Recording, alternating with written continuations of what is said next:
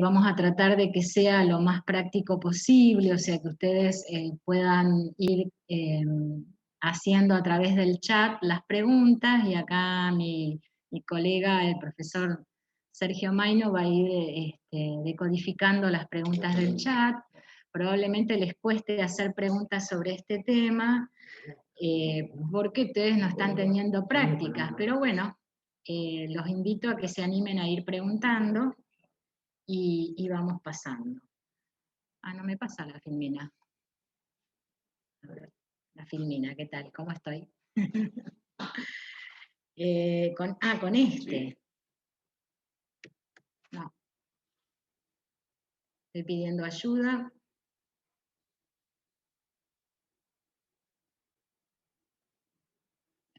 Con el mouse. Tiene un delay. Bueno.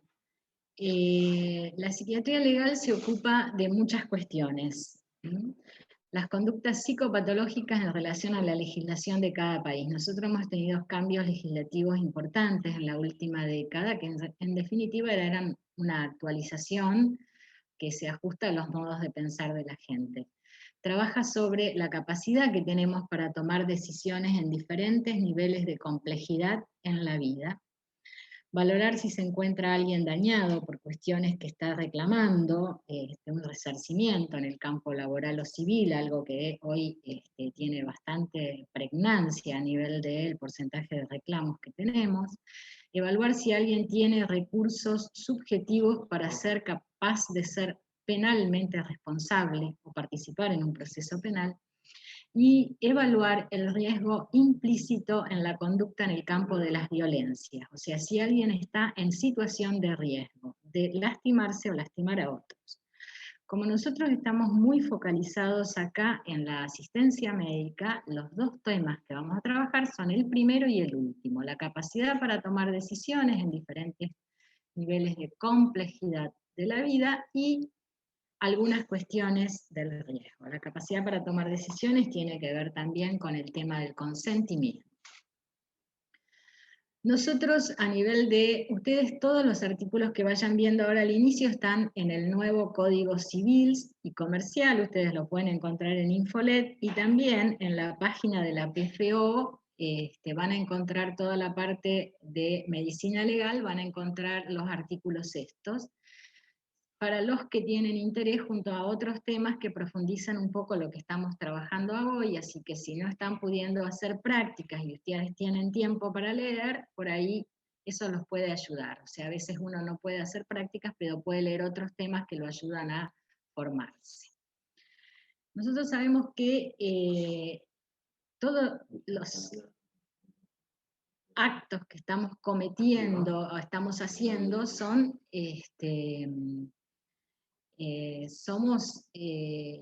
están en nuestra cabeza, y estamos tomando decisiones todo el tiempo. Lo que no somos demasiado conscientes de eso en nuestra vida. Entonces, acto voluntario es aquel ejecutado con discernimiento, intención y libertad que se manifiesta por un hecho exterior. El acto involuntario es aquel que está hecho con falta de discernimiento. Es el acto de quien, al momento de realizarlo, está privado de la razón. Por eso es importante que nosotros entendamos algo de esto, porque somos quienes lo podemos valorar. O sea, los profesionales del campo de la salud somos los que tenemos algo para decir en razón de esto. Acto involuntario por falta de discernimiento, por estar privado de la razón. Cometí un hecho delictivo, pero no estaba en posesión de mis facultades, porque tenía un cuadro confusional, porque estaba con una sobredosis de tóxicos que comprometía todo mi accionar, etcétera. Esto no es tan sencillo de determinar, pero es una posibilidad. El acto de una persona menor de edad que no cumplió los 10 años y no es lícito tampoco genera consecuencias, y el acto lícito de una persona menor de edad que no tiene todavía 13 años tampoco genera consecuencias. Esto quiere decir ilícito. Un nene que en la escuela a los 6 años le toca la cola a una compañera, si alguien hace con esto algún reclamo, está más loco el adulto que el niño. Acá de lo que se trata es de trabajar a nivel educativo. Digo esto porque no, hoy en día las madres están obsesionadas con estas cuestiones y se pueden encontrar con este tipo de consultas. Ahí no se trata de ilicitud, sino se trata de un niño que está o tratando de que el adulto se ocupe de él, o está haciendo investigación sexual, por ejemplo, pero no entra en el campo de ninguna reglamentación penal. Y un menor de 13, por ejemplo, no puede contratar una intervención médica compleja. O sea, tiene derecho a su salud, pero no va a ser el contratante a nivel legal, no va a estar obligado a pagarla, por ejemplo. El que está obligado a pagarla será el adulto o el Estado, en definitiva. Esto un poco como para darle ejemplos que lo ayuden a entender esto.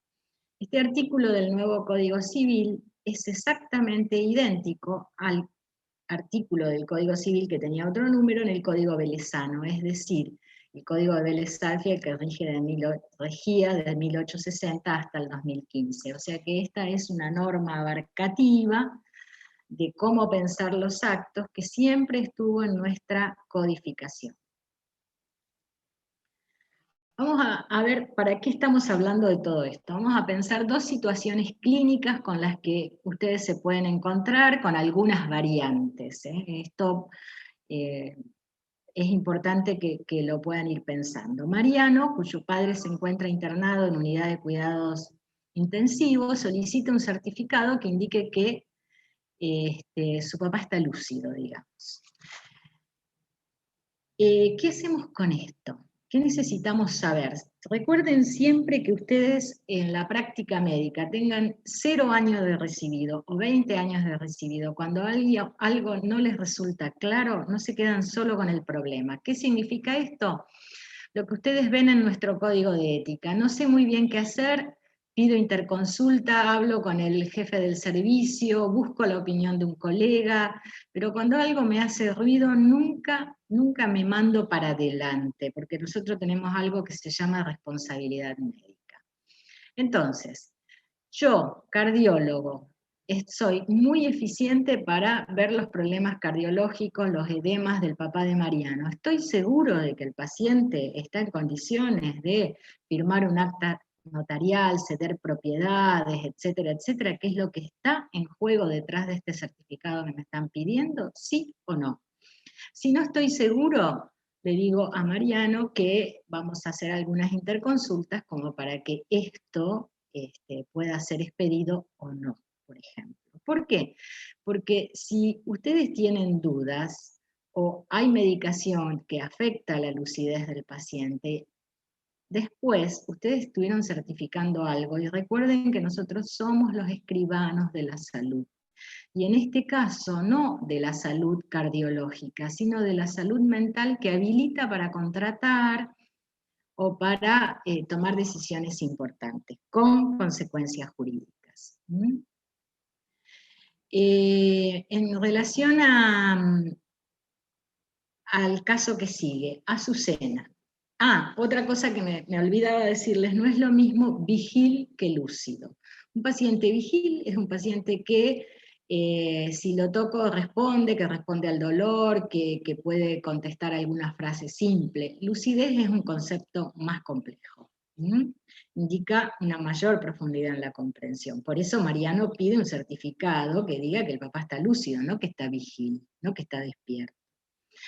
Azucena pregunta cómo hace porque su esposo cursa un cuadro de demencia de Alzheimer en periodo de estado y estima que no podrá firmar de la casa de ambos. Ella se propone vender esta casa, ir a vivir cerca de sus hijos para que le ayuden con el cuidado de su esposo, que es el papá de los chicos. Entonces, acá nosotros podemos, sin temor, hacer un certificado, si somos los médicos tratantes, que indiquen el cuadro que padece este señor, porque de algún modo este cuadro sí es más claro. O sea, y además nosotros no estamos haciendo nada más que hacer, como vamos a ver en las diapos que siguen, nada más que darle a Azucena la oportunidad de asistir al abogado a hacer una presentación judicial para ser ella la representante de los intereses de su esposo. O sea, nosotros no dictaminamos la capacidad de ese señor. Simplemente hacemos una certificación que habilita a iniciar un trámite para designarle a alguien que represente sus intereses. Y estamos actuando en el campo del artículo 32 del Código Civil. Recuerden que este material ustedes lo tienen después, los artículos del Código Civil, pueden acceder a ellos y pueden tratar de leerlos si les interesa. En el artículo 32, una persona en nuestro Código Civil con capacidad restringida o con incapacidad, tiene derecho, como dice acá mi compañero, el profesor Maino, es un derecho, aunque yo le estoy supuestamente cancelando a alguien, le estoy otorgando la posibilidad de que otro lo represente más hábilmente. Que padece una afección o una alteración mental permanente o prolongada de suficiente gravedad, siempre que se estime que del ejercicio de su plena capacidad pueda resultar un daño a su persona o a sus bienes. A su persona es lo que más nos interesa a nosotros, a veces a los bienes le interesa el entorno, nosotros como médicos. ¿Por qué después de los 13? Porque antes de los 13 ya siempre tenemos que estar representados por alguien, o nuestros padres o aquellos que cumplan la función paterna. Y el juez le designa en esos casos los apoyos necesarios que la ley prevé. En general, muchas veces, con los jóvenes y los niños, todo esto se resuelve sin llegar a la justicia y sin hacer una medida de restricción de capacidad. Pero cuando, por ejemplo, este tipo de medidas se tomó en su momento para llevarlos un poco al terreno de lo conocido, con Maradona, cuando estaba muy desbordado, y tenía una cardiopatía por la combinación de cocaína y alcohol. Esta medida se tomó con Charly García cuando se tiró de un hotel del 9º piso a la piscina en Mendoza para de algún modo confinarlo, hacer un tratamiento, porque, bueno, estaba realmente desbandado. O sea, cuando a alguien le falla la conciencia de enfermedad y corre un riesgo a su salud, hacemos estas cosas que son en realidad para protegerlo, porque hoy lo tenemos a Maradona, nos guste mucho o poco cómo se maneja, lo tenemos dirigiendo o entrenando jugadores, y a Charly lo tenemos haciendo su trabajo. Por excepción, o sea, y acá está la otra cuestión, a veces nosotros tenemos pacientes que están en coma o están en estado vegetativo persistente, o tienen una enfermedad donde sabemos evolutivamente no va a ir retorno, entonces más que designarle un sistema de apoyo, se los declara incapaces y se le designa un curador. Tengan en cuenta que esto que aparece como limitante es posibilitador, porque una persona que está enferma, que no está en posesión de sus capacidades, necesita múltiples tramitaciones solo a nivel de salud, coberturas, traslados y una cantidad de cuestiones que se gestionan, que la familia, para representarlo, a veces necesita, en algunos casos, este tipo de medida legal para poder seguir adelante con todo aquello que signifique darle las prestaciones en salud, adecuar la vivienda, etcétera, cantidad de cuestiones que están en juego, y a veces hacer funcionar aquellos negocios que daban un sostén a la familia y que estaban en cabeza de la persona que hoy está imposibilitada. Entonces, son capaces aquellas personas que pueden actuar con discernimiento, intención y voluntad. Queda claro. Esta capacidad también nosotros la vamos a valorar a la hora de pedir un consentimiento para un tratamiento complicado. Entonces, la capacidad civil es la posibilidad de las personas de existencia visible. Recuerden que cuando nosotros tenemos dos tipos de personas, la persona de existencia visible, que somos los humanos, por ahora, los únicos, o las de existencia jurídica, que son las instituciones, la facultad, una empresa, lo que fuere. De adquirir derechos y contraer obligaciones, entonces, sin necesidad de un representante legal. Y la escala, que es muy importante que ustedes la recuerden, es esta.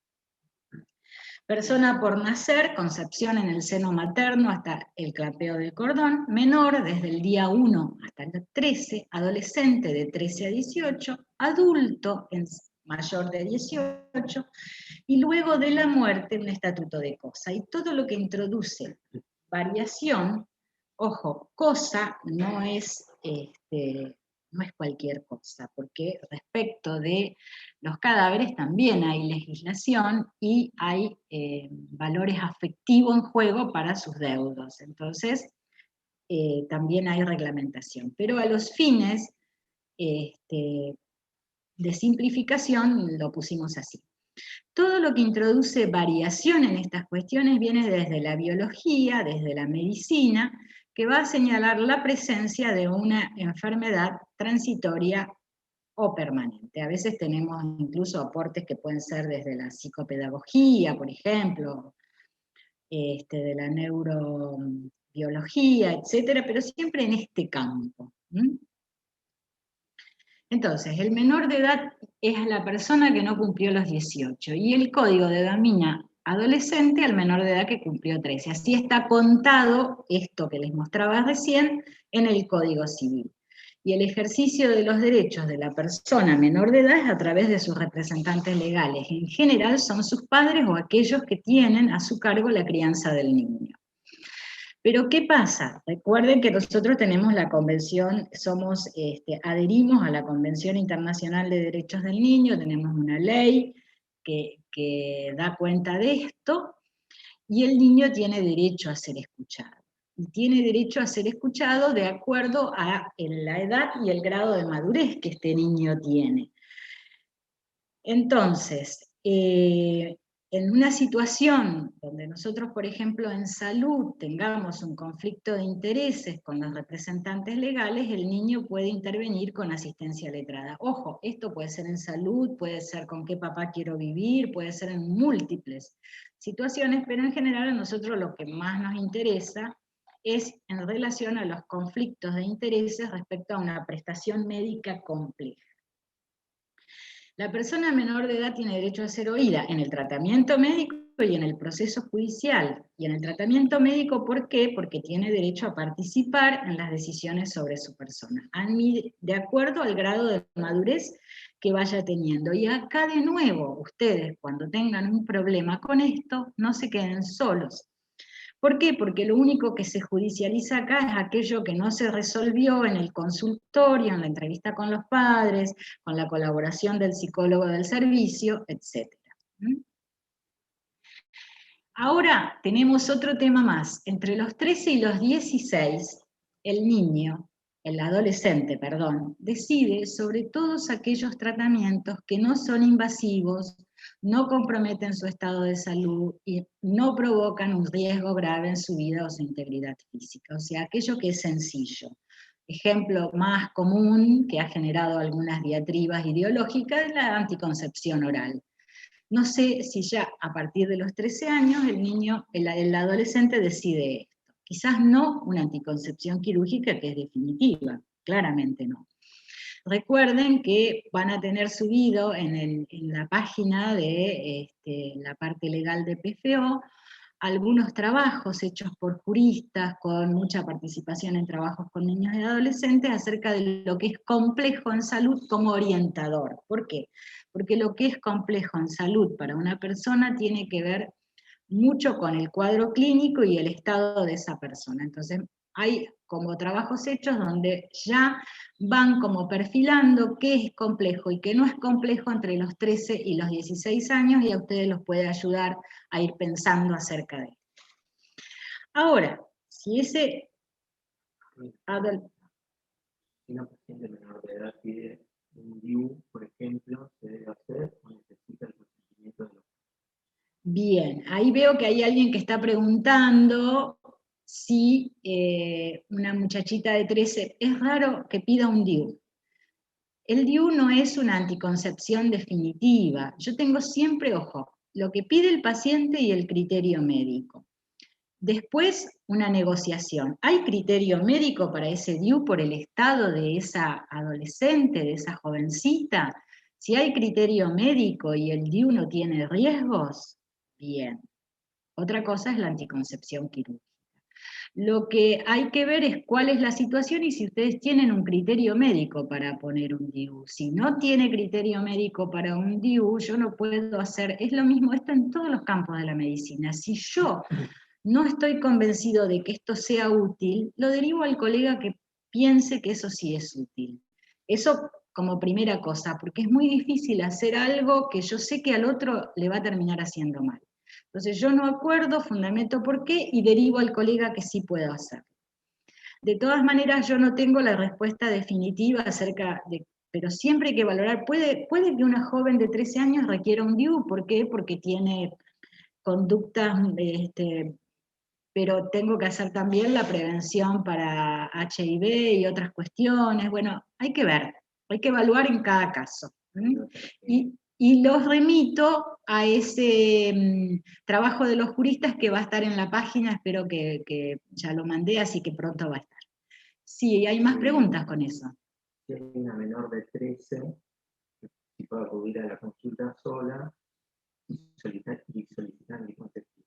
Sí, la otra pregunta dice, si una persona de 13 años, menor de 13, menor de 13 sola no es conveniente. Recuerden que no contratan los chicos menores de 13, contrato en el sentido amplio, sin hablar de plata. Contrato tiene que ver con, yo le puedo explicar a un menor de 13, tiene que estar solo, ser más, o sea, tienen que dar un montón de cuestiones. Prima facie. Un menor de 13 que no tiene padres o quien cumpla la función paterna, yo tendría que hacer una presentación en la Secretaría de Protección Integral de los Niños, Niñas y Adolescentes, porque tengo un niño, jurídicamente es un niño, sin padres, o al menos sin nadie que cumpla la función. Entonces, la adolescente, la niña vino sola, tiene que venir con un familiar responsable, y ahí seguimos adelante, porque es un niño. Pues, una adolescente de 15 puede acudir sola a la consulta. En cambio, entre los 3 y los 16, si el niño, si el adolescente quiere ir solo a una consulta, que es otra pregunta, puede entrar sola, yo puedo ir viendo qué grado de madurez tiene, porque la madurez no es solo un criterio, el código pone lo cronológico, me tira el marco, y nosotros los médicos vamos viendo qué edad biológica, qué edad mental tiene, ¿tiene la madurez necesaria? ¿Tiene un consumo tóxico que le aporta inmadurez, que le aporta imprevisibilidad y conductas impulsivas o de riesgo? Yo voy valorando todo eso y voy negociando. Recuerden que para decidir todas estas cuestiones, que veo que traen muchas preguntas, lo más importante es tomar el acto médico como proceso, es decir, yo no decido. Es lo mismo que cuando ustedes van al médico, vi al médico para que me diga cómo estoy. ¿Con qué salen? Salen con un pedido de estudios. Y terminan de resolver el cómo estoy, quizás en varias consultas. Y acá tenemos que tratar de hacer esto en una negociación, en un proceso. Yo voy pidiendo estudios, voy armando un vínculo y voy teniendo claro qué tengo que hacer o si tengo que pedir alguna interconsulta. Pero en general el sí o el no rápido no me resuelven la situación. Entonces recuerden como paneo el criterio de la capacidad progresiva, las edades son orientadoras, porque yo puedo tener a alguien de 16 que esté afectado de un retraso mental y no tenga madurez, etc. Bien. Hay una que creo que es inclusiva la otra, que dice si un paciente de 15 años puede realizar una videoconsulta con un médico sin haber mayor en su casa. Estamos en una Bien. cuestiones nuevas de la telemedicina. Y después hay preguntas respecto de la telemedicina y los menores. La telemedicina está en este momento en un marco regulatorio y estamos aprendiendo las cuestiones de responsabilidad en relación a la telemedicina. Por lo tanto, tenemos que nosotros ir construyendo con la casuística saberes. Entonces, más que negar la atención de un menor, tenemos que reorientar a que esa atención, de acuerdo a las características que tiene, porque puede ser una consulta irrelevante a una consulta significante, o sea, uno de 15 hace una teleconsulta, si la cosa es relevante tendremos que derivarlo a una consulta acompañado del responsable. Si la cosa es irrelevante, quizás se pueda resolver. Pero tenemos que ser muy prudentes con esto e ir construyendo casuística para ir sacando conclusiones respecto de la responsabilidad. Los saberes no son apreculas, los saberes se construyen con la experiencia en el campo. A partir de los 16, el adolescente es adulto si tiene la madurez necesaria para las 16, para las decisiones atinentes al cuidado. Esto es el marco legal en el que nosotros nos movemos, el marco. Y después cada persona le vamos dando su especificidad. ¿Hay más preguntas? Sí, hay una que, bueno, creo que se científica sola. Si puede traer problemas legales atender a un menor de edad solo. Los problemas legales que trae atender a un niño solo, a ver, yo tengo que evaluar si el niño está abandonado en la calle. Si el niño está abandonado, yo lo tengo que canalizar las medidas para que ese niño no esté abandonado. O sea, tengo que generar las medidas de protección. Esto ha pasado, que un niño caiga solo a una defensoría a decir mis padres me hacen mal en tribunales, o que el niño caiga solo a una guardia a decir necesito que me ayuden. Eso es un punto. Ahora, si es un adolescente, tomemos el modelo del proceso. Vayamos viendo si está abandonado, si es en un centro de salud, esto está bastante resuelto porque tengo al trabajador social que va a hacer la visita en el domicilio y me va a ayudar a entender si el niño tiene un delirio de persecución y se siente abandonado, o si esa familia es un caos, y por dónde hay que empezar y si hay otros menores en riesgo. ¿Está? O sea que no se queden solo con esas situaciones críticas, nunca solos. Ahora, recibir a alguien, nosotros no somos violadores de niños, recibir a alguien en el consultorio no nos transforma en peligrosos, nosotros recibimos, hacemos un registro, utilizamos el tema de atención como proceso, nosotros no ocultamos esa atención, buscamos después canalizar el contacto con la familia. Bien, seguimos. ¿Otra pregunta más? Sí. Oh, bueno, estamos a full sí, con esto, queda claro. Es el tema... La hemos escuchado alguna vez.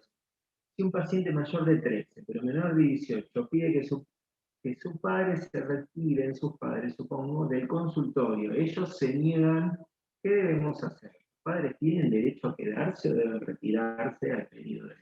Bien, acá lo que preguntan es, no sé si todos la están viendo.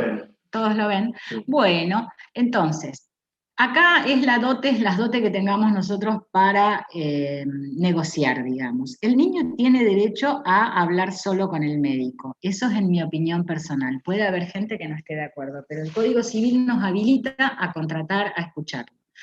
Si el problema que el niño transmite a nuestro criterio excede lo que el niño puede manejar, yo tendré que trabajar después, ir viendo si él puede incorporar a un adulto responsable que sea de su confianza. Esto va a ser complejo. Puedo después hacer una derivación a psicología, o sea, como proceso yo puedo empezar a hacer estas cosas. Lo que pasa que si yo saco a los padres, seguramente los padres no van a estar conformes conmigo, o sea que yo tengo que administrar eso, explicándole a los padres por qué, y después va a ser complicado. Va a ser complicado porque los padres van a elegir otro médico, o sea, ahí hay claramente una puja entre padres e hijos. El resultado puede ser que sea integrador o el resultado puede ser que alguno de los dos gane. Si gana el hijo, se quedan con el que eligió escucharlo. Si ganan los padres, van a cambiar de médico, pero claramente hay una familia con problemas. Nosotros solo podemos actuar haciendo alguna denuncia si el niño está siendo violado, victimizado, agredido gravemente por estos padres. Si esto es algo que nos da tiempo, no podemos hacer ni presentaciones en la Secretaría de Niñez ni ninguna cosa, ¿está? Si es algo manejable, solucionable, si no es algo, si es un problema de salud a trabajar, si no hay ningún derecho básico vulnerado en ese caso. De todas maneras, siempre que hay situaciones complejas, ustedes pueden después pedir asesoramiento para saber si se manejaron bien o mal, y si se manejaron mal o creen haber cometido algún error, pueden intentar subsanarlo. O sea, yo puedo después pedir los asesoramientos cuando algo me excede, o hacer derivaciones. Bueno, seguimos con las incapacidades. Acá está la prodigalidad. Esto tiene que ver con proteger los bienes para no los herederos, sino los que dependen del sustento de quien los genera, ¿no es cierto? A quienes por prodigalidad en la gestión de sus bienes. El ejemplo típico de esto es el adicto al juego. El adicto al juego puede pedir su inhabilitación, puede pedir una inhabilitación para determinadas actividades y puede ir a presentar a los casinos legales, no a los ilegales obviamente, su declaración de inhabilitación para entrar al casino, ergo si el casino lo deja entrar después es responsable el casino, más o menos así sería resumiendo. También se puede dar esta prodigalidad para los que consumen y que tienen bienes y que en este consumo también dilapidan la seguridad y los bienes de su familia. Entonces, a toda persona que tenga una alteración funcional en relación a su edad y medio social con desventajas para su integración familiar, social, educacional o laboral. La acción la pueden hacer los perjudicados, el cónyuge, los convivientes, ascendientes o descendientes. Y se le designa un apoyo para que los represente en los actos en los que está inhabilitado. Todos estos procesos de inhabilitación cesan en general a los 3 años y hay que revisarlos para poder renovarlos, ampliarlos, restringirlos, etc. O sea que no existe la declaración de incapacidad definitiva. Las declaraciones de incapacidades la transmitan la familia, los parientes y el Ministerio Público. Nosotros, los médicos, no tramitamos estas cosas, lo único que hacemos nosotros es dar el primer certificado que habilita a que la familia inicie el trámite. ¿Sí? Y la sentencia trabaja sobre diagnóstico, pronóstico, fecha en la cual esto se manifestó. La fecha es muy importante porque a veces sirve para dar nulidad a actos que se hicieron o se formalizaron en un momento en que la persona estaba incapacitada. Los recursos personales, familiares, o sea, que está orientado a rehabilitar, a apoyar y a sostener, no a excluir. Por eso se evalúan los recursos existentes y el régimen adecuado para proteger, asistir y promover. Por eso muchas veces el equipo interdisciplinario que evalúa tiene un trabajador social que hace el relevamiento de recursos, por ejemplo. Esto es otro tema que espero que no genere tantas preguntas como el menor de 13 a 16, que es la internación involuntaria de una persona en riesgo. Bien, hoy en día que está en curso y se ha como prolongado un poquito, porque cesaba en el 2020 las habilitaciones de servicios de internación y demás, la internación de una persona, la internación en salud mental es una internación, un recurso terapéutico excepcional, es decir, si falló lo que venía haciendo, los abordajes ambulatorios o no se pudieron sostener, o hay un riesgo cierto o inminente. Es muy complicado dar parámetros generales de lo que es un riesgo cierto o inminente. Se valora in situ en el momento para hacer el traslado de alguien que puede terminar ese traslado al servicio, que puede ser un hospital monovalente o polivalente, que puede terminar o no en internación, porque a veces hoy con los recursos farmacológicos que tenemos, 24 horas de observación terminan con una crisis de excitación psicomotriz y podemos ver qué había en la base de ese cuadro de excitación, por ejemplo.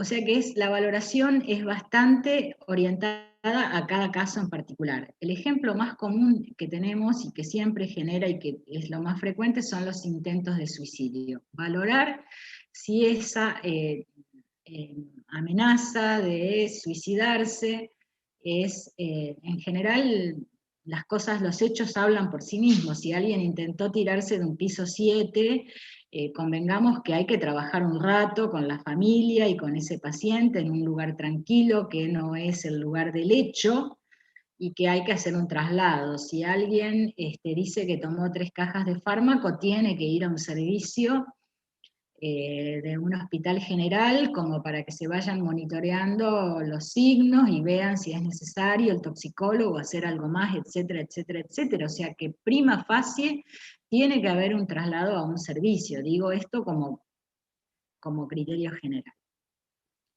Para disponer una internación, o sea, la internación la dispongo. Lo que tengo que hacer, si fue involuntaria, es darle, hacer una presentación judicial que le hace el abogado del servicio con un informe de la persona que se internó.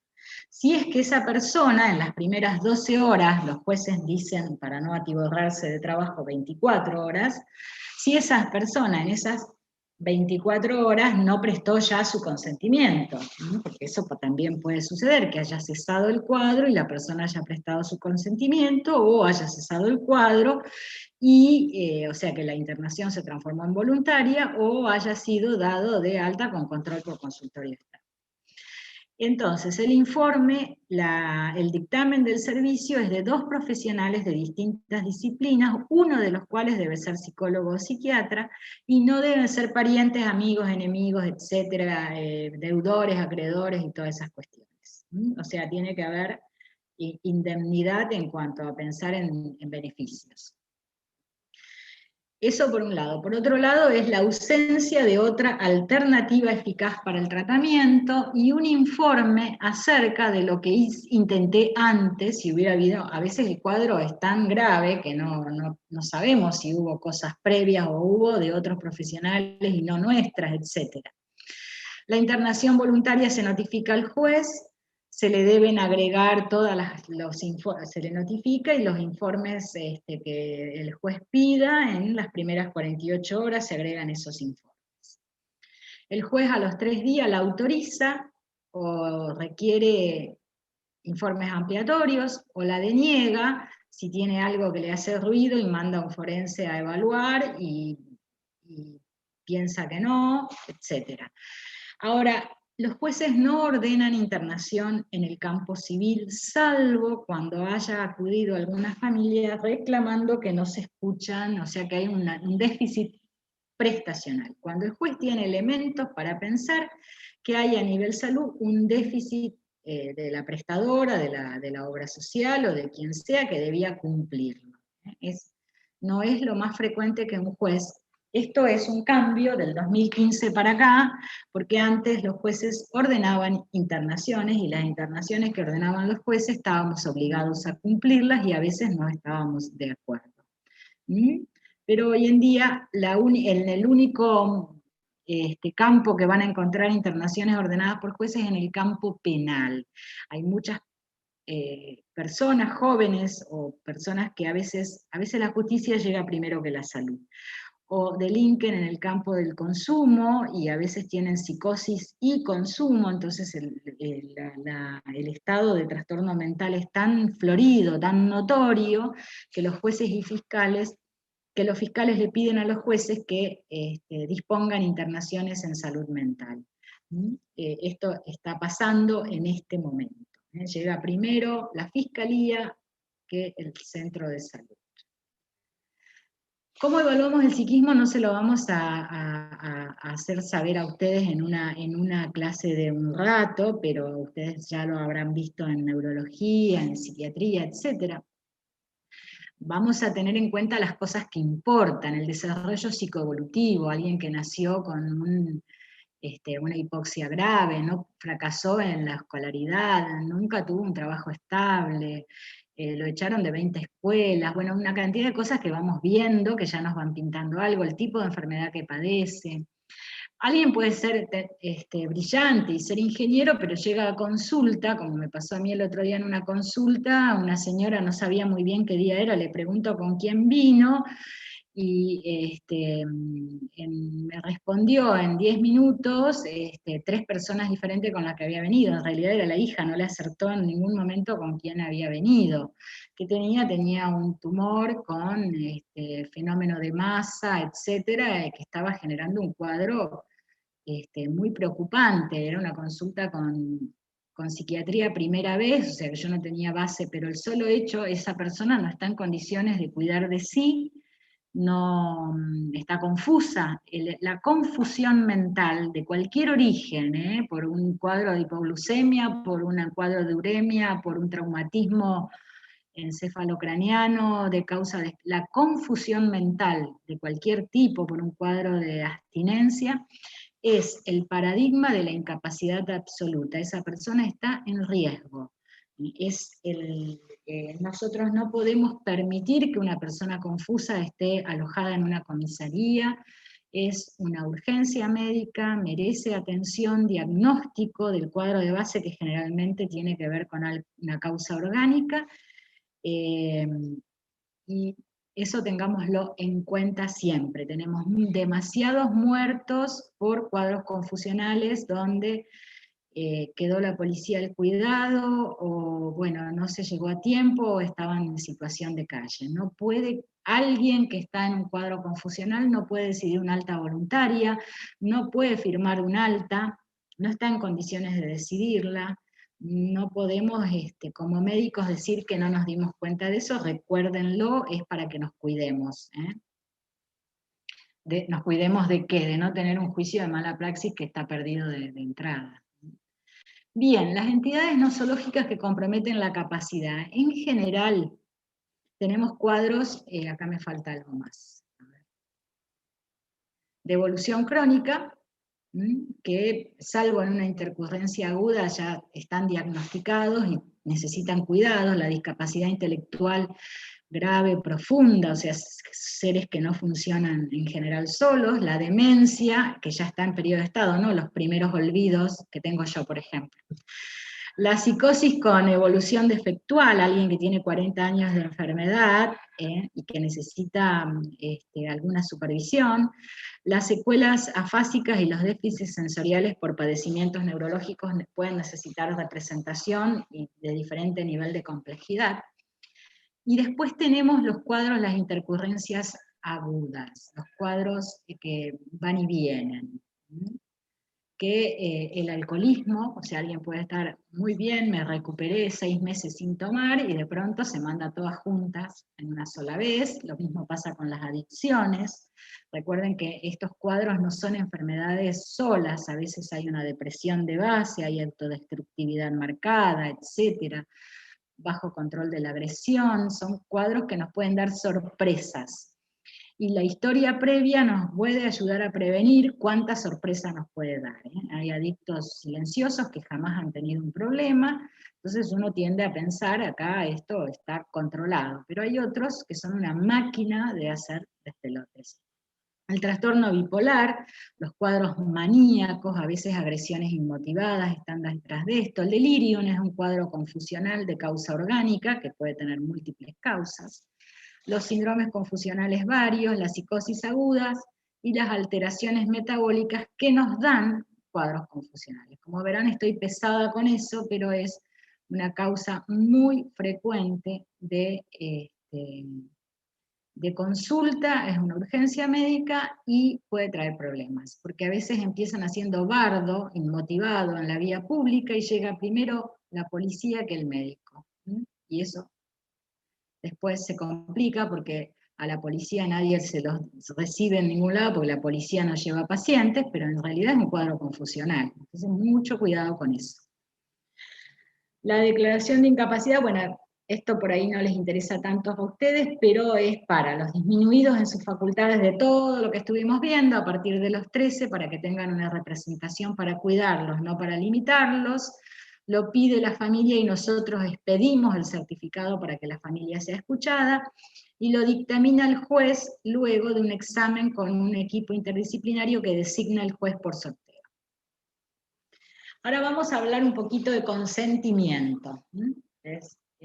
¿Cómo vamos con el tiempo? Estamos 4 menos 10, estamos divinos con el tiempo.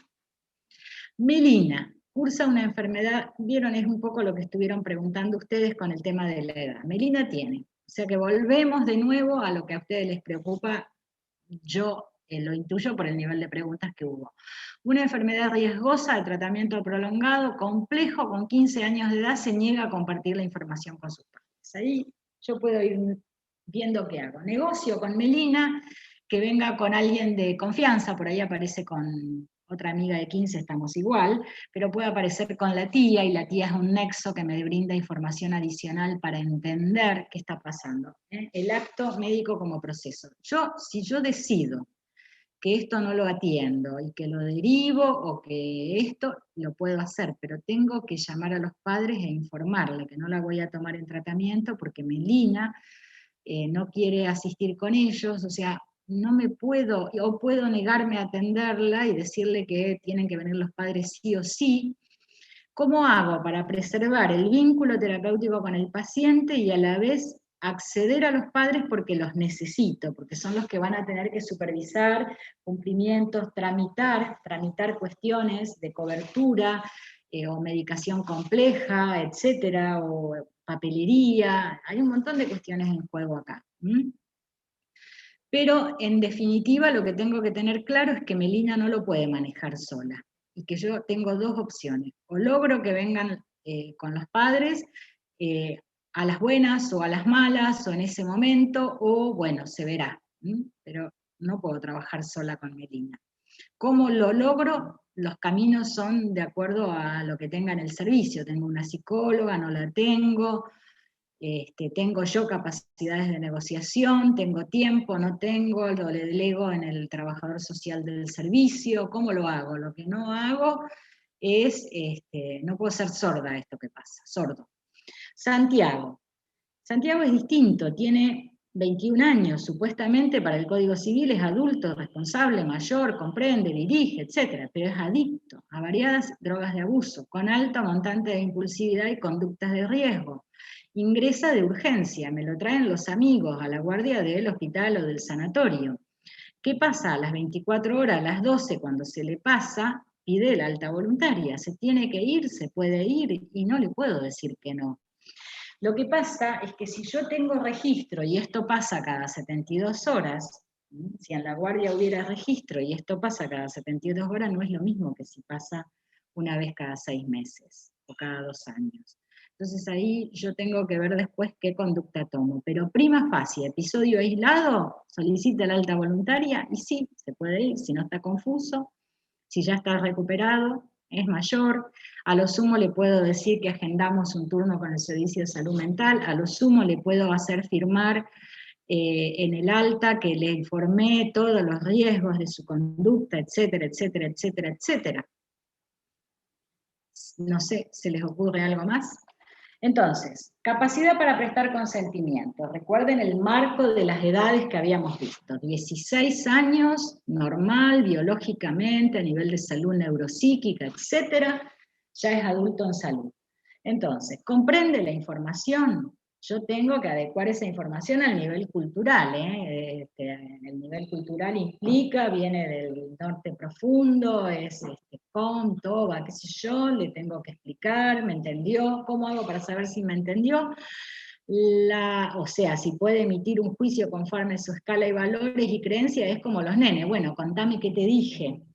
Hay libros que se ocupan de esto y que hablan de cosas que acá no hacemos, concretamente como sistemas de historietas para trabajar la comprensión de la información. Es como si esto lo puedo hacer en casos muy complejos, trasplante cardíaco, etcétera, donde hay a lo mejor más recursos en juego, donde alguien del equipo se ocupa de hacer todo un proceso de información con historias ya prearmadas que hagan que la persona se lleve, como se interiorice claramente, y yo me quede con una prueba clara de que entendió los riesgos posibles a futuro, los pros, los contras de hacer, de no hacer, y toma una decisión. Siempre que no estamos en el campo de urgencia, la decisión es mientras vamos construyendo ese proceso, que puede ser en días o semanas, depende de qué estamos hablando o de qué patología tenemos en juego.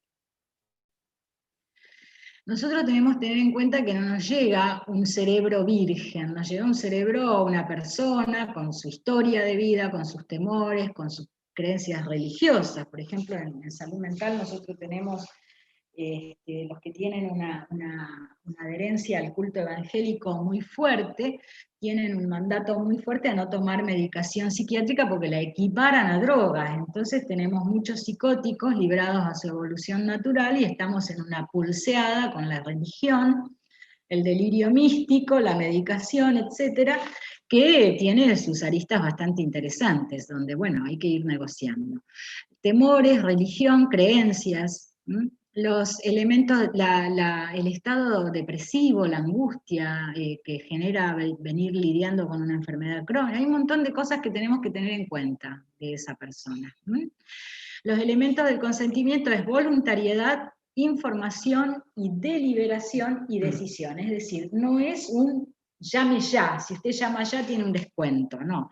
Yo una cirugía no la decido en 5 minutos, yo tengo que desconfiar de alguien que decide en 5 minutos, sí, sí, sí, rápido, no, no, ojo con ese porque ese se arrepiente, decide rápido y se arrepiente rápido según mi experiencia. Entonces, la voluntariedad, la información, la deliberación y la decisión. Suena pesado, pero esto es así. Y esto es así siempre. Ustedes van con un cuadro, salvo que sea un abdomen agudo, una peritonitis, o alguna otra cuestión, en general tenemos como un espacio de tiempo, aún para ¿cómo se llaman estas operaciones cardíacas? Los stent. Los stent. En los stent vos te internás con un cuadro agudo cardíaco y te van informando y te van estudiando y tenés tiempo para decidir. Es una urgencia, pero fíjense que hay 48 horas porque estás monitoreado, porque te van estudiando hasta que hacen la práctica, etcétera, etcétera, etcétera. Entonces, esto en general se cumple. Consentimiento informado. El fundamento constitucional del deber de informar es el respeto del... Después vamos a ver las excepciones, en particular por la etapa que estamos viviendo ahora, ¿verdad? Que es muy importante. El fundamento constitucional del deber de informar es el respeto de la libertad. Nosotros tenemos libertad para hacer con nuestro cuerpo lo que queremos. Hoy, el cambio de sexo, que no nos interesa a todos, pero bueno, es el respeto a la libertad, ¿no? Entonces decidimos qué queremos y qué no queremos. Yo me puedo elegir morirme si quiero, pero tengo que estar en uso de mis facultades mentales. O sea, tiene que ser una decisión esclarecida. El fundamento dogmático del deber informar es que para que haya contrato tiene que ser voluntario, y como habíamos visto, para que haya voluntad teníamos que tener discernimiento, intención y libertad. Yo no puedo decidir si no sé. Entonces, yo necesito información. Yo, por ejemplo, si voy a comprar un celular o un auto, soy discapacitada. ¿Y cómo voy a hacer yo para tener una decisión responsable? Esto extrapolémoslo a la cirugía o cualquier tratamiento. Yo voy a pedir asesoramiento a alguien de mi familia que sabe de celulares o de autos o de lo que fuera y me va dando información y me coteja que lo que el vendedor me dice es ajustado a lo que y entiende. Entonces complemento mi capacidad con esa cuestión. Puede suceder que ustedes le pregunten al paciente, ¿quiere venir con alguien más para que yo le dé la información? Eso también, ¿por qué? Porque alguien que está asustado a veces necesita 2 orejas, 4 orejas escuchan más que 2, dice la gente, necesita sentirse apoyado por alguien de su entorno y escuchar acompañado, etc. No es que no quiera decidir, quiere sentir que hay alguien que le da fuerza, por ejemplo. Son cuestiones que nosotros podemos manejar con mucha libertad. ¿Hay preguntas? Hay una que tiene que ver con un poco lo de antes. Cuando la religión es prioridad para el paciente, y es un psicótico, por ejemplo, ¿lo dejamos libre al desarrollo de su psicosis o se debe reportar a alguien? Hay una pregunta que habla de esto de la psicosis y la religión. Yo tengo que evaluar el riesgo ahí. Hay locos lindos, hay locos buenos, hay locos divertidos que no le hacen mal a nadie.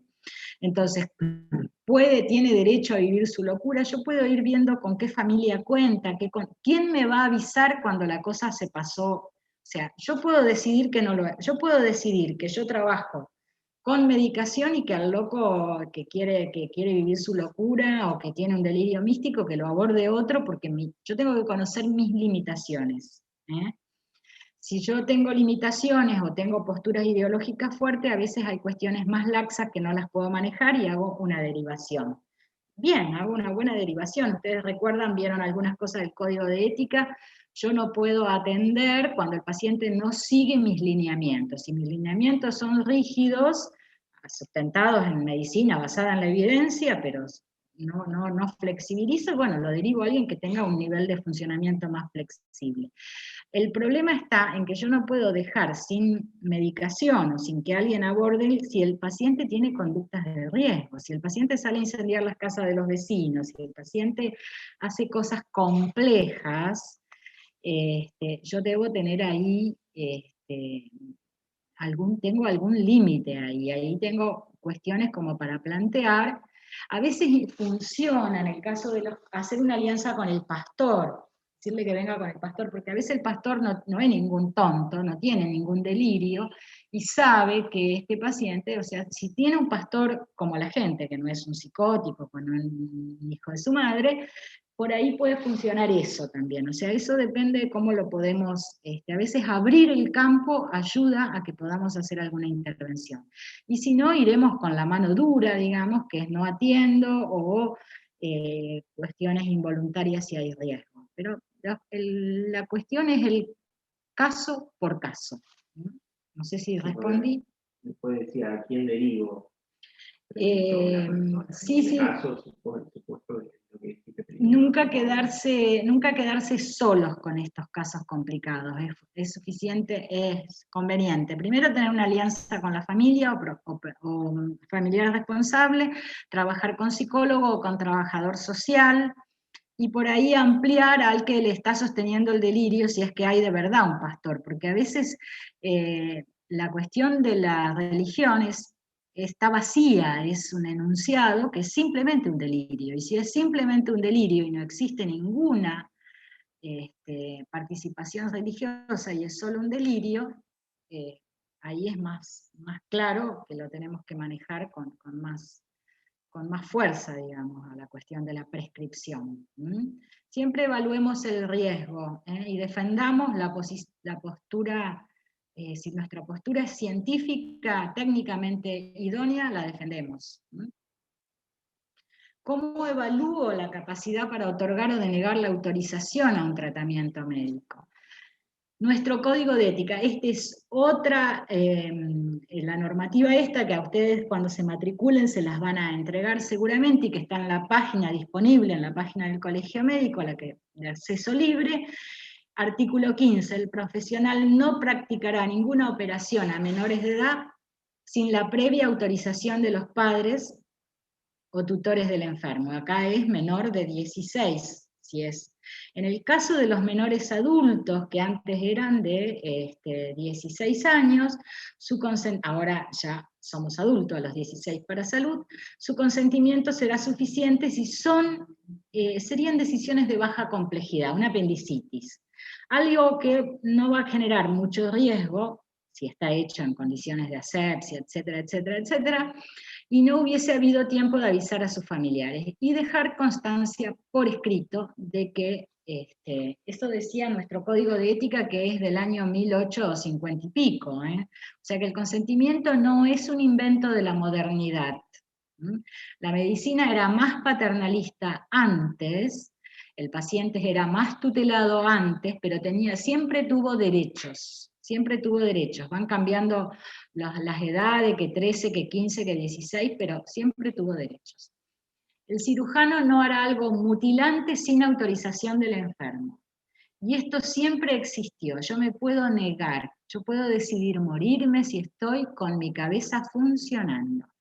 Entonces, se exceptúan los casos, esto dice nuestro código de ética, en la que la indicación surja del estado de los órganos en su momento. O sea, yo abro la famosa historia de las tías y las abuelas en el té de las 5 de la tarde, los chismes, y cuando abrieron se encontraron con que había otra cosa, ¿viste? Entonces, ¿qué hacemos?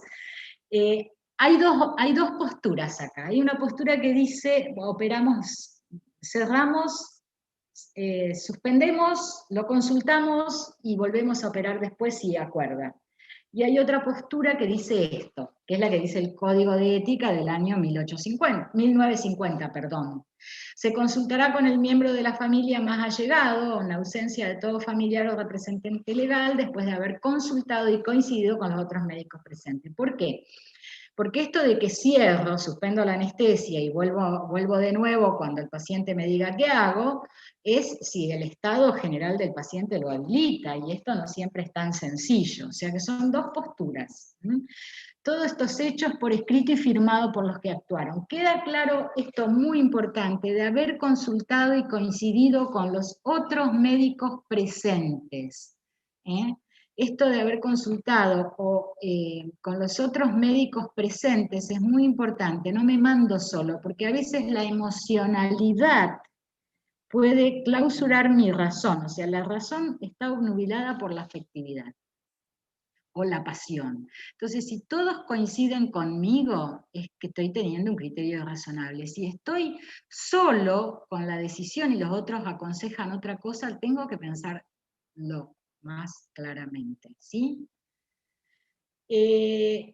¿Cuánto informar? Hasta hace unos años, hasta antes de que se sancione la Ley de Derechos del Paciente del 2010, 2012, no me acuerdo, teníamos solo de la década del 80 y después actualizada en el 90, la ley de trasplante de órganos. ¿Qué nos decía la ley para el dador y el receptor cuando era entre donantes vivos? Por ejemplo, riñón o médula, que es donante vivo. Para el paciente, dador, receptor y grupo familiar, fíjense qué interesante, se incluía a la familia, se puede incluir a la familia si el paciente la quiere incluir, de manera suficiente, clara, adaptada a su nivel cultural, los riesgos de ablación y de implante.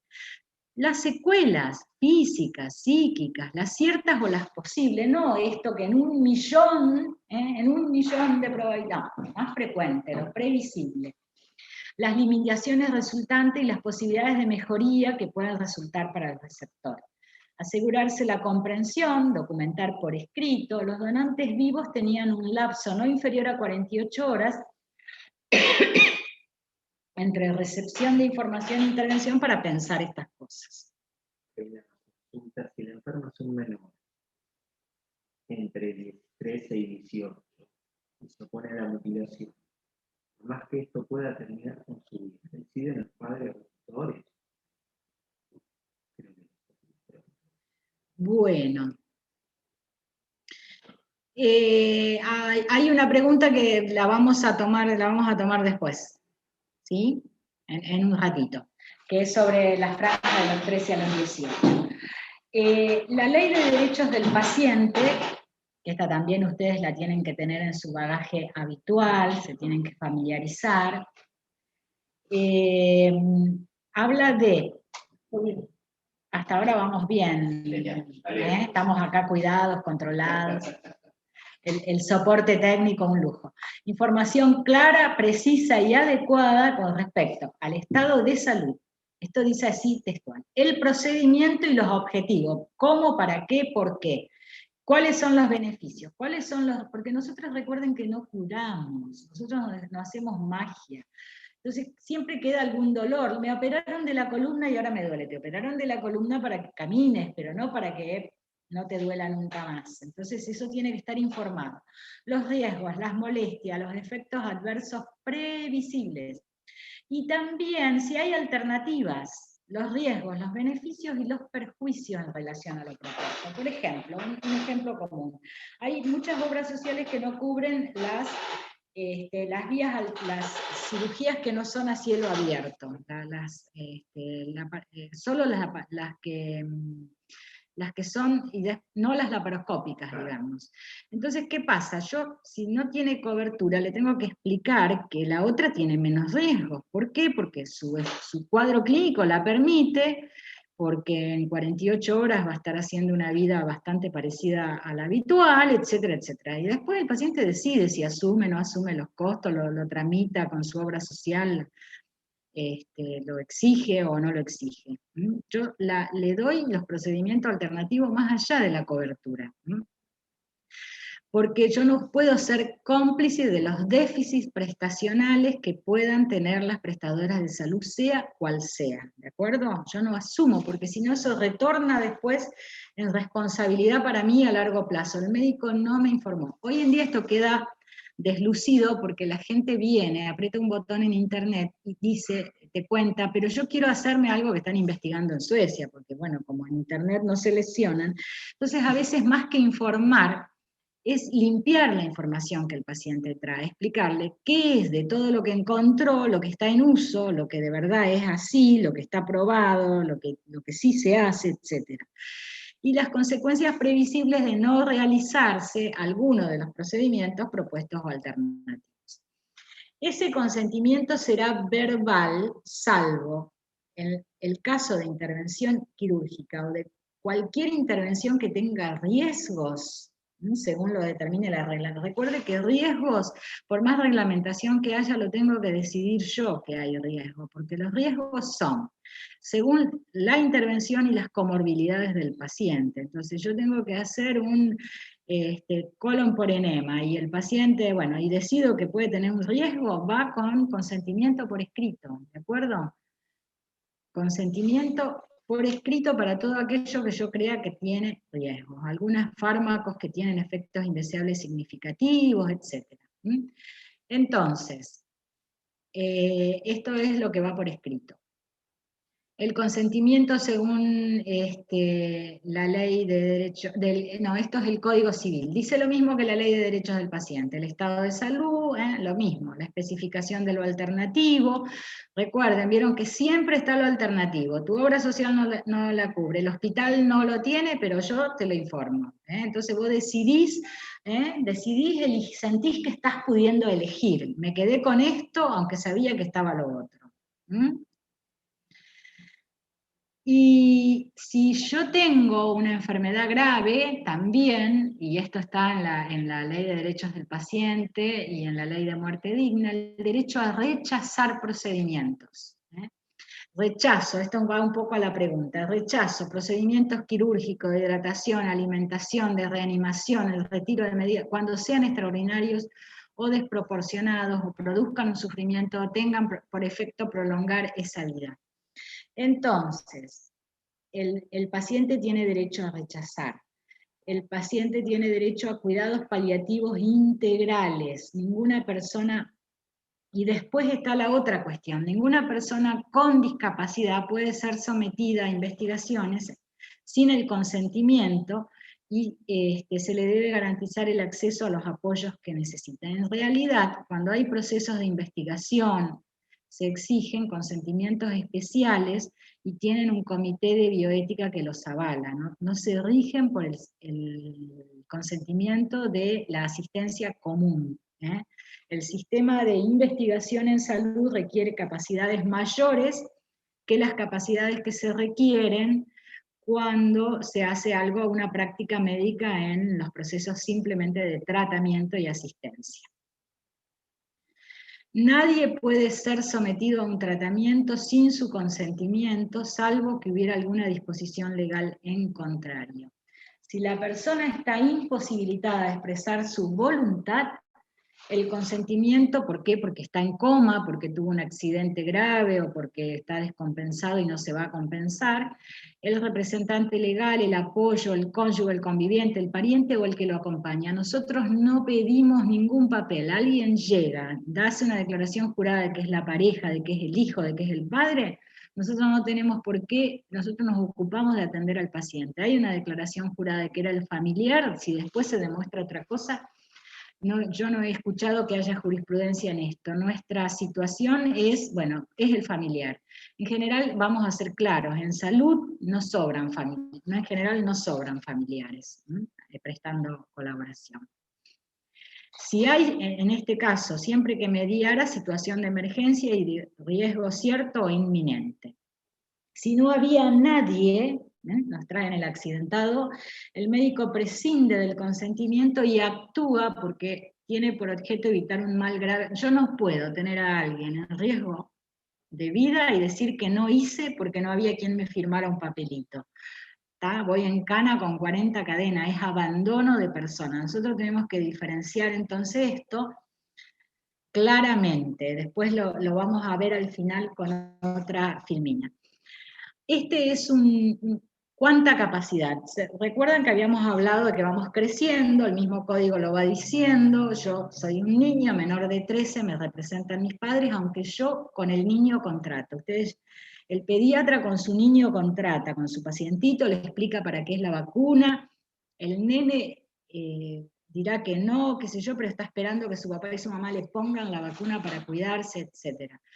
Entonces, los niveles de complejidad progresivo. Cuando yo tengo un balance riesgo-beneficio favorable, ¿qué quiere decir esto? Una operación de apendicitis, el test de capacidad es bajo. Los trabajos de investigación hechos en estos dicen, un niño de 10 años de edad mental puede decidir una cirugía de apendicitis porque no hay un bajo nivel de riesgo, y el beneficio es alto frente a una apendicitis aguda.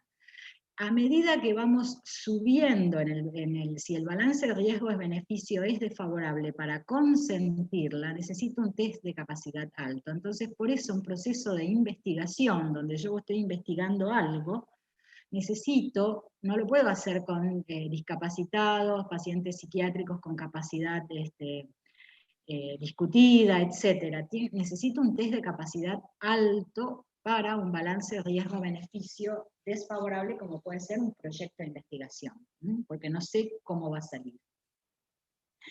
A la inversa, para rechazar, yo tengo algo, alguien me rechaza algo que es curativo, etc., tengo un test de capacidad alto, ahí estaría la pregunta. Si alguien me rechaza, bueno, vamos a hacer una amputación de su pierna, esto lo cura, si no le amputamos su pierna, usted se muere, ahí yo necesito para rechazar esto un test de capacidad alto. O sea, yo tengo que asegurarme claramente que esa persona entendió de qué se trata, tengo que llamar al psicólogo del servicio o al de donde fuera que me trabaje la capacidad de comprensión de esta persona, no me quedo solo con esto. A la inversa, si yo rechazo algo que tiene un balance riesgo-beneficio desfavorables, que no me están garantizando nada con esto que me hacen, no hace falta un gran nivel de entendimiento. En el caso donde estaba la pregunta, un niño entre 13 y 16 años que rechaza una práctica curativa pero mutilante, que los padres quieren y él no, yo tengo que ir negociando con ambos. El niño tiene derecho a negarse, hay jurisprudencia con esto. Era el caso de un niño con un tumor, no me acuerdo si testicular, que rechazaba una castración como una medida que no era realmente, no le aseguraba la supervivencia definitiva, pero era un paliativo temporario. Sus papás querían incursionar en esto, el niño que tenía, el adolescente que tenía 13, 14 o 12 o lo que tuviera, decía que no y entendía, claro, que quería morir entero. Bueno, se hizo una tramitación judicial, los padres fueron a la justicia, esto después de haber agotado todas las instancias de consensuar en el consultorio, no se judicializan estas cosas en el día cero, salvo que sea una urgencia. Entonces, en este momento, lo que hizo el Camarilla, que llegó hasta la Cámara esto, o no, llegó a la justicia y la Cámara lo avaló, es receptar el deseo del niño de morir, digamos. Ya había pasado por muchos tratamientos y sus padres no se podían resignar, pero él ya tenía claro lo que quería. Entonces esto es materia opinable, o sea, los padres tienen la última capacidad de decisión, pero lo del niño se escucha, y si estamos frente a algo importante, ahí hay que judicializarlo, hay que explicarle a los padres que, atento a la naturaleza de los bienes en juego, y entre 13 y 16 alguien opina y opina con coherencia o tiene un nivel de madurez que hay que escuchar. De hecho, tratemos de recordar, todos nosotros, estudiantes de medicina o médicos, a los 13 años nos considerábamos adultos en un montón de cosas. Por ahí estábamos haciendo en los 70 la revolución o apoyándola o leyendo, qué sé yo. Hay como una capacidad en un adolescente bastante importante de pensar. Entonces, eso hay que escucharlo. ¿Cómo? Hay que ir viendo. Nunca solos con esto. La hemos escuchado alguna vez. Vamos a reanimar al paciente para buscar el respiratorio. Cuando lo vamos a chocar, vemos que tiene un tatuaje en el pecho con la leyenda no reanimar. Y fechas. ¿Qué pasa? Bueno, acá hay una pregunta así como de película. Alguien que tiene un tatuaje en el pecho, no reanimar.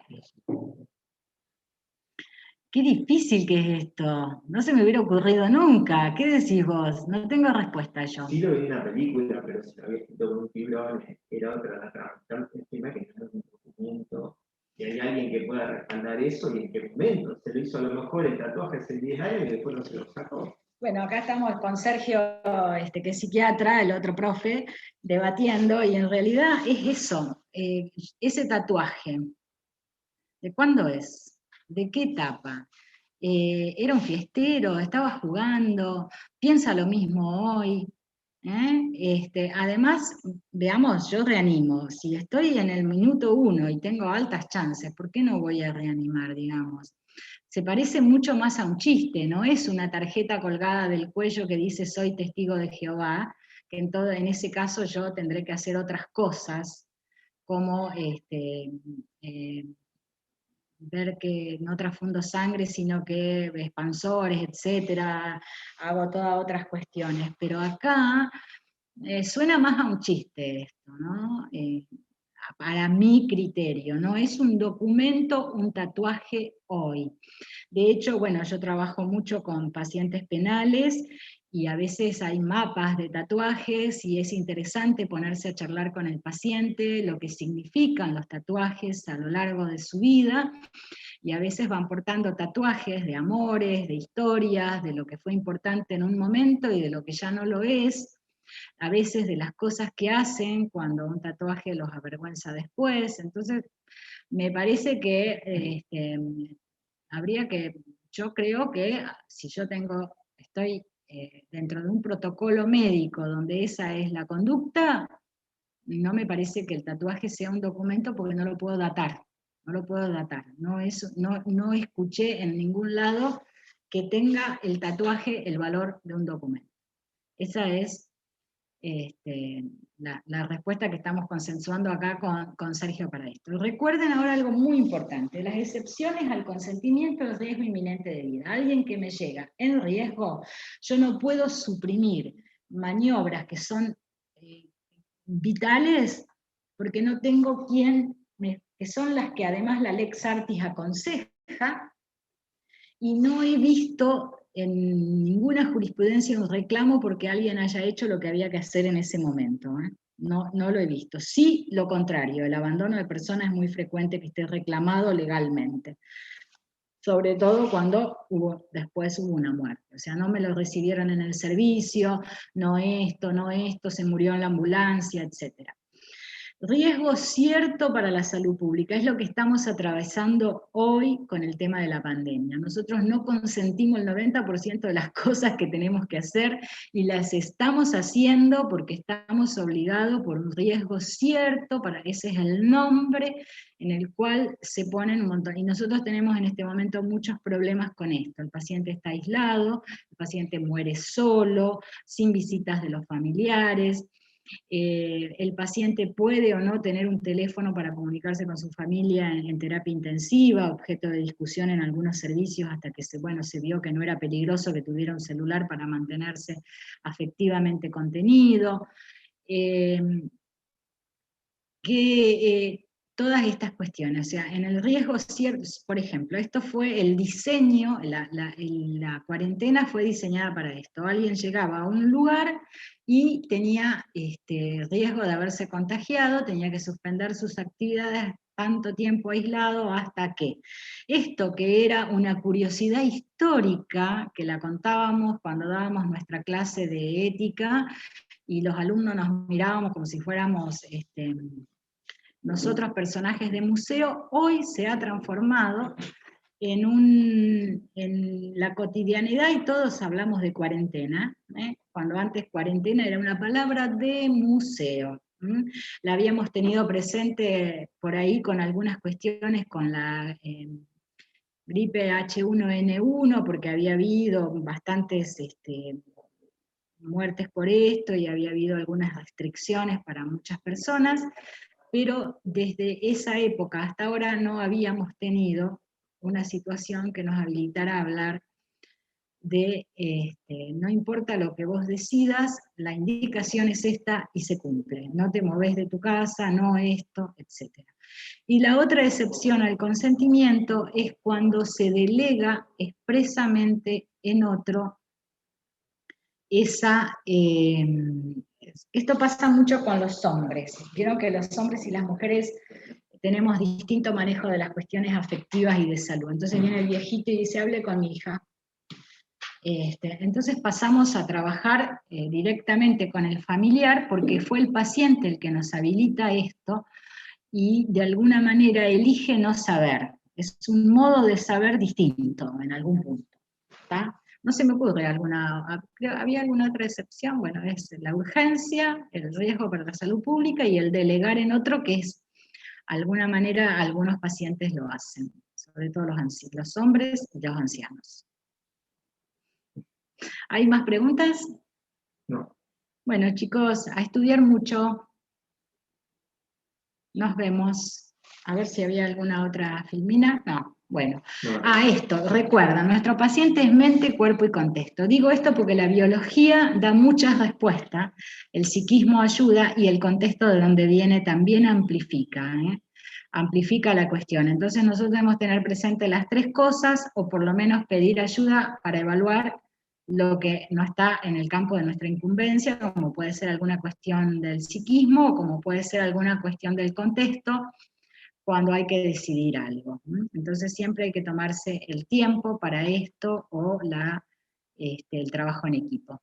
Bueno, un gusto, gente, espero que les haya servido.